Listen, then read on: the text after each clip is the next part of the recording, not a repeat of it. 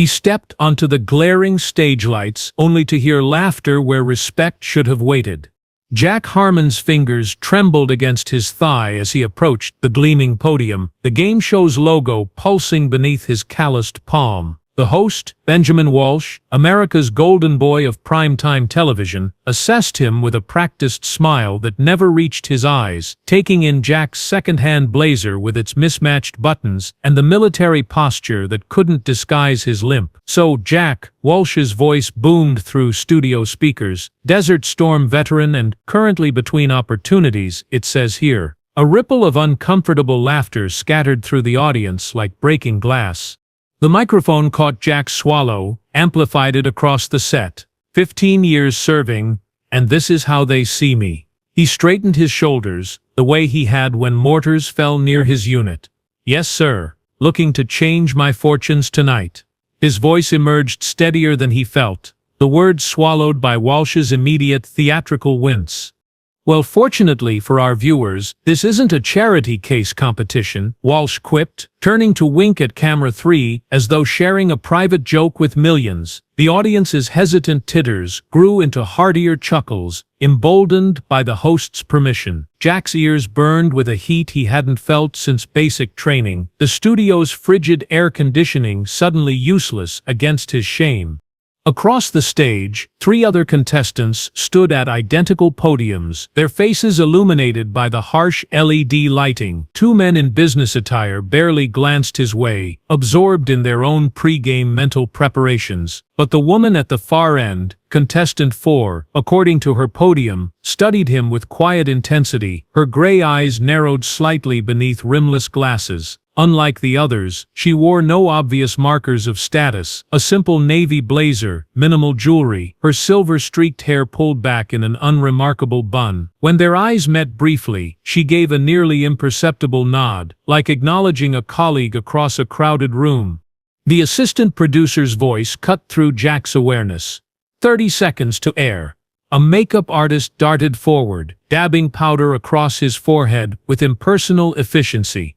The touch felt like sandpaper against his skin, already raw from the morning's desperate shave with a dulled razor. This was a mistake. "You don't belong here with these people." He blinked rapidly, fighting the urge to turn and walk off the set, away from the cameras, away from the barely disguised contempt. "First question goes to our veteran," Walsh announced once the on-air light blazed red, infusing the title with subtle mockery. "Let's see if military strategy translates to general knowledge, shall we?" More laughter, louder now, as the audience settled into the familiar rhythm of the show's casual cruelty. Jack's knuckles whitened against the podium's edge, leaving sweat prints on the glossy surface. The monitor lit up with the question, something about Renaissance art that might as well have been written in Sanskrit. Jack stared at the words, trying to make sense of them, through the fog of panic clouding his mind. Michelangelo? Leonardo? Those are turtles, for Christ's sake. He'd never had the luxury of museum visits or art history courses. His education had been interrupted by deployment, his GI Bill benefits swallowed by medical bills after the VA denied his claim for PTSD treatment. "The clock is ticking, soldier," Walsh prompted, eyebrows raised in theatrical anticipation. The digital numbers flashed on the screen. 10, 9, 8. Jack opened his mouth, closed it again. The studio lights seemed to concentrate into a single burning point, aimed directly at his face. "They're enjoying this. My humiliation is their entertainment." The buzzer cut him off, its harsh electronic blare like an incoming fire alarm. The audience's collective exhalation, part disappointment, part satisfaction, washed over him in a wave of judgment. Walsh's smile widened, revealing perfect teeth that must have cost more than Jack's monthly disability check. "It appears our hero is better at following orders than thinking on his feet," Walsh said, triggering the loudest laugh yet. The camera lingered on Jack's face, capturing every micro-expression of shame, every twitch of wounded pride. He forced himself to stand straighter, chin up, eyes forward, the same posture he'd maintained while receiving his honorable discharge papers, knowing he was being sent home broken to a country that had already forgotten why he'd gone. From the corner of his eye, Jack caught movement. Contestant 4, the quiet woman, shifting slightly at her podium. Unlike the others, she wasn't laughing. Instead, her expression had hardened into something unreadable, her eyes flicking between Jack and Walsh, with the calculated assessment of someone taking measurements. When the host turned away to ask another contestant a significantly easier question, she tapped her finger twice against her buzzer, not pressing it, just a deliberate gesture that seemed oddly purposeful. Jack's pulse quickened as he recognized the tactical signal. I see the threat. I'm moving to position. Elizabeth Chen had built her fortune by reading rooms others merely entered. 20 years of strategic philanthropy had taught her to recognize suffering beneath carefully constructed facades, and the veteran's military posture couldn't hide what she immediately identified as wounded dignity rather than ignorance.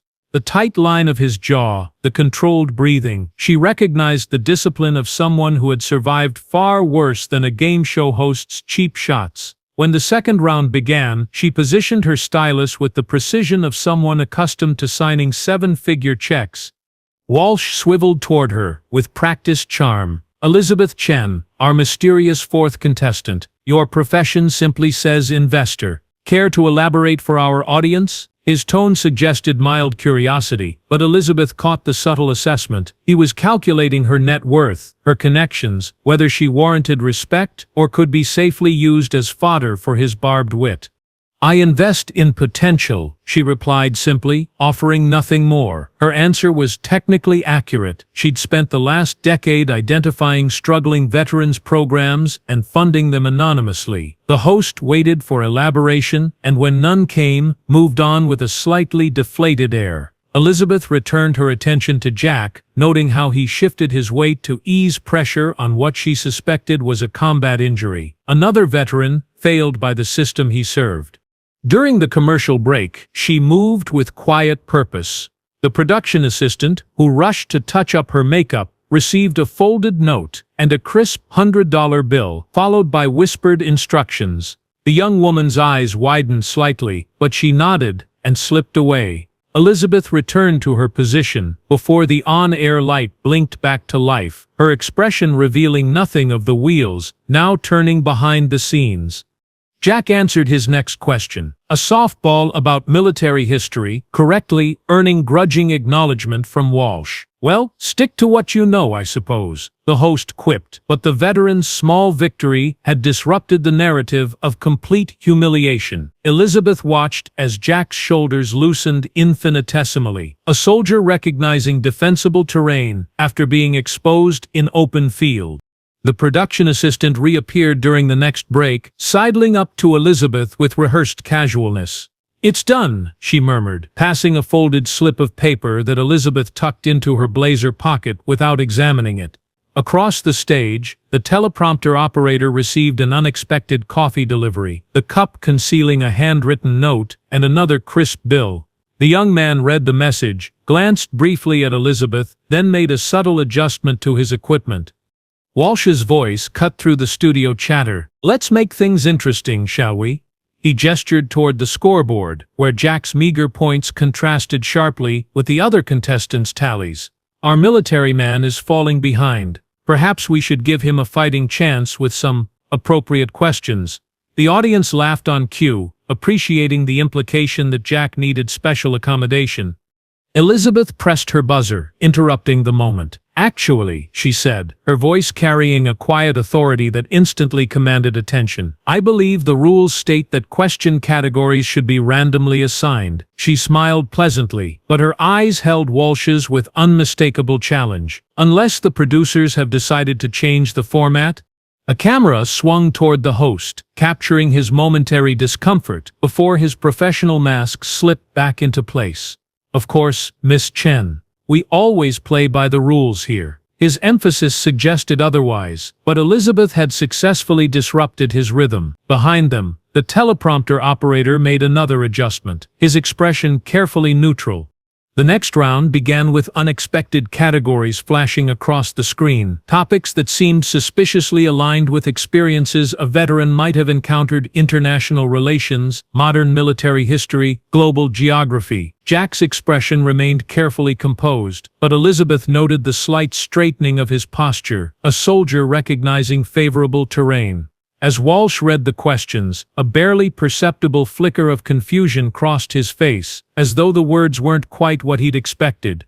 During a tense competitor's answer, Elizabeth's gaze met Jack's briefly across the stage. She offered no smile, no obvious sign of collusion, but allowed a moment of simple recognition to pass between them, one person seeing another's full humanity, where others saw only failure.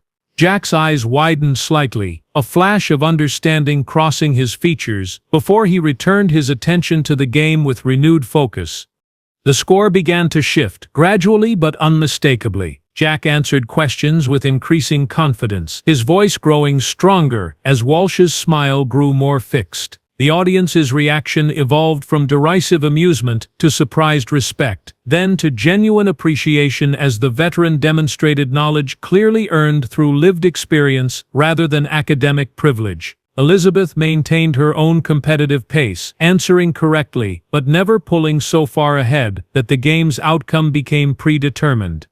As they approached the final commercial break before the decisive round, Walsh leaned toward Jack with manufactured camaraderie. Quite the comeback, soldier. Almost as if someone's feeding you the answers. The accusation was wrapped in joviality, but landed with clear intent. The camera caught Jack's flinch, subtle but unmistakable, and Elizabeth felt her hand tighten around her buzzer, calculating her next move as carefully as she had orchestrated 8-figure donations to veterans' hospitals without leaving her name on a single building. The final round approached with the weight of inevitability. Jack stood at his podium, sweat beading at his temples despite the Arctic blast of the studio air conditioning. The scoreboard showed him trailing Elizabeth by only 15 points, with the other contestants further behind, an unthinkable position after his disastrous start. The production staff moved with heightened energy, sensing the unexpected narrative shift. This wasn't supposed to happen. The shabby veteran was meant to be early cannon fodder, not a contender. Walsh approached Jack's podium during the break, microphone temporarily dead. "Quite the recovery," he murmured, his celebrity smile dimming to something harder. "Almost miraculous, wouldn't you say?" His eyes flicked briefly toward Elizabeth, then back to Jack. "Remember, America loves an underdog, but nobody likes a cheat." Jack's throat constricted, the familiar pressure of accusation settling on his chest, like a flak jacket. "He thinks I'm cheating." The irony might have made him laugh if he could breathe properly. Throughout his life, through deployments, through recovery, through the endless maze of VA paperwork, he'd followed every rule, honored every commitment, while the world around him seemed to operate on connections and shortcuts he couldn't access. "I'm just playing the game, sir," Jack replied, the honorific slipping out automatically as it did whenever he felt threatened by authority. Walsh's expression soured further at the perceived sarcasm, and he turned away as the countdown to broadcast resumed. Across the stage, Elizabeth stood perfectly still, her posture suggesting the calm of someone who had navigated hostile boardrooms and emerged unscathed. The lights blazed back to full intensity. "Welcome back to our final round," Walsh announced, his professional charm reasserted for the cameras. "We have an unexpected situation developing, with our struggling veteran now in second place." The emphasis landed like a paper cut, small but deliberately painful. Let's see if he can maintain this surprising momentum. The final round structure changed, as it always did for dramatic effect. The contestants would be asked increasingly difficult questions in turn, with points doubling each time. A wrong answer would eliminate a player immediately. Jack calculated quickly. He needed to answer at least one high-value question correctly, and hope Elizabeth faltered to have any chance of winning. The first of the other contestants went down quickly, stumbling over a question about obscure financial regulations. The second lasted longer but fell to a complex question about biochemistry. Suddenly, only Jack and Elizabeth remained, facing each other across the stage like survivors of some selective cataclysm. The audience's energy had shifted palpably. No longer waiting for humiliation, they now leaned forward, genuinely uncertain about the outcome. "Mr. Harmon," Walsh said, emphasizing the civilian title as though it were somehow diminishing your question. The monitor displayed the text, "In diplomatic relations, what significant treaty was signed in 1975 that affected Southeast Asian military operations?" Jack's heart rate steadied. He knew this, not from books, but from listening to his commanding officer's bitter commentary during his first deployment.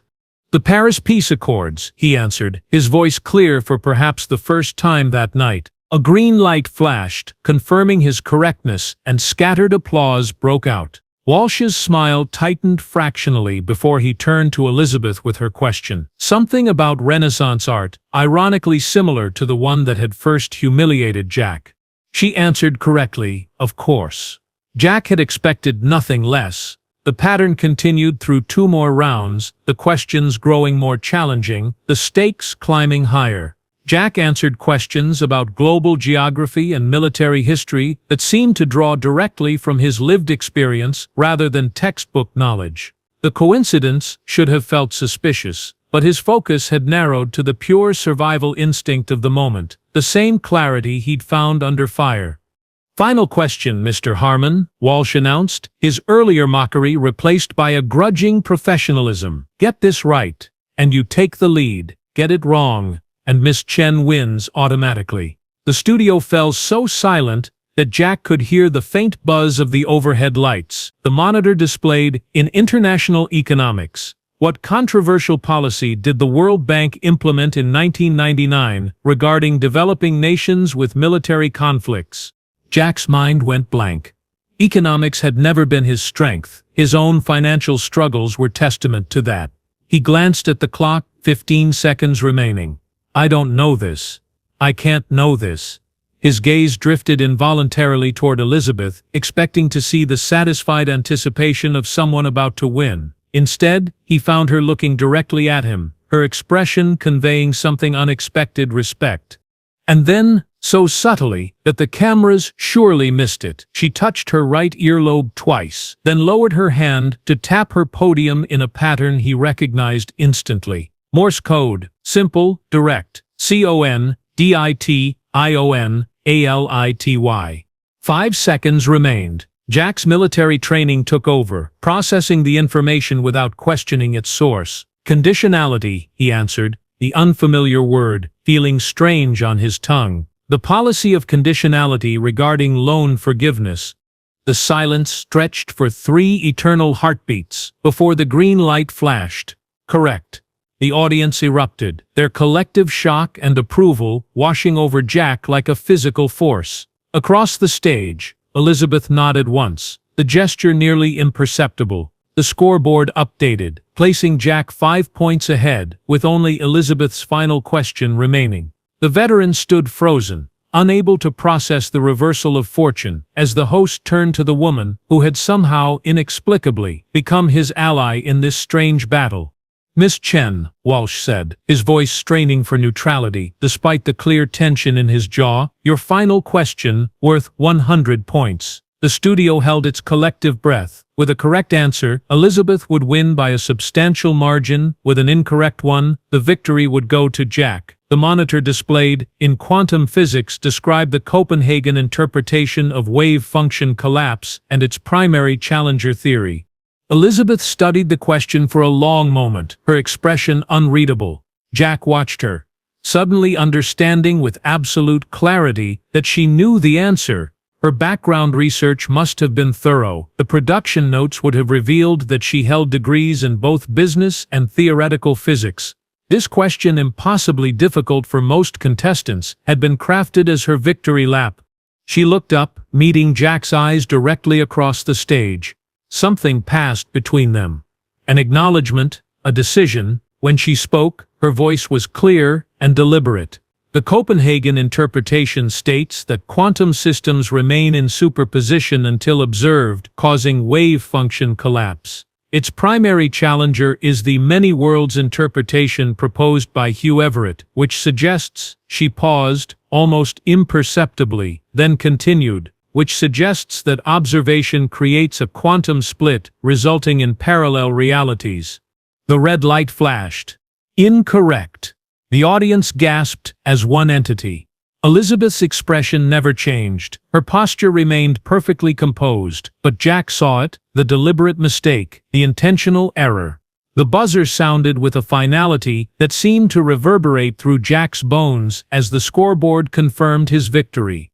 "We have our winner," Walsh announced, professional enthusiasm masking obvious disbelief. The cameras swung toward Jack as the realization washed over him in a wave of disorienting emotion. He gripped the podium to steady himself, overwhelmed by the sudden shift from object of ridicule to champion. The audience's applause crashed against him like a physical force.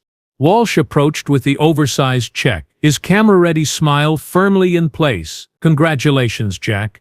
Quite the comeback story." The words were correct, but the tone conveyed clear suspicion. He pressed the check into Jack's hands before leaning closer, microphone temporarily angled away. "Whatever happened here, we'll be reviewing the footage." Then, louder for the cameras, "How does it feel to win $50,000? Jack stared at the check, the amount more money than he'd seen in his entire life, the sum that could pay off his medical debts, secure stable housing, possibly even fund the small business he'd dreamed of starting to employ fellow veterans. "It feels," his voice caught, emotion threatening to overtake him. "Keep it together, don't give them tears for their ratings. It feels like respect, sir. That's worth more than the money." The production assistant, who had been Elizabeth's messenger, appeared at Jack's elbow, guiding him toward center stage for the final segment. As he passed Elizabeth's podium, she extended her hand in a gesture of sportsmanship. When their palms met, he felt something press into his hand, a small folded paper. Their eyes locked briefly as his fingers closed around it. "The cameras only see what they're looking for," she murmured, her voice pitched only for him, just like most people. Then louder, for the benefit of nearby microphones, "Congratulations on your victory. Well deserved." In the chaotic moments that followed, the confetti drop, the final commercial break preparations, the producers' hurried instructions for the closing segment, Jack managed to unfold the paper in his palm. Inside was a business card with a handwritten note. "Veterans Rising Foundation, CEO position open. Your interview is tomorrow at 10 a.m. You've already passed the character assessment." Below that, a starting salary that made the game show winnings look like pocket change. Walsh's voice cut through Jack's stunned silence. "And we're back in 5-4. Jack tucked the card securely into his pocket as the host launched into his closing remarks, praising the veteran's surprising comeback with words that no longer held power to wound. The host's opinion had suddenly, irreversibly, become irrelevant.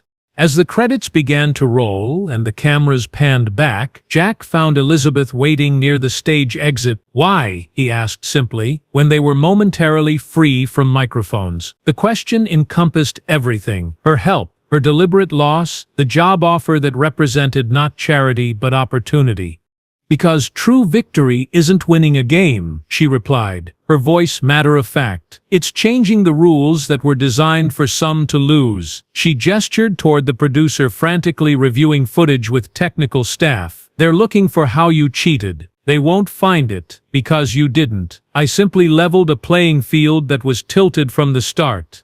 Jack stood straighter, 15 years of military bearing asserting itself in the face of unexpected alliance rather than threat. "I can't repay this." "That's the point," Elizabeth said, gathering her belongings. "Some debts aren't meant to be repaid to the original source. They're meant to be passed forward." She nodded toward his pocket where the card rested. "Your new job will give you the platform to do exactly that for others who served."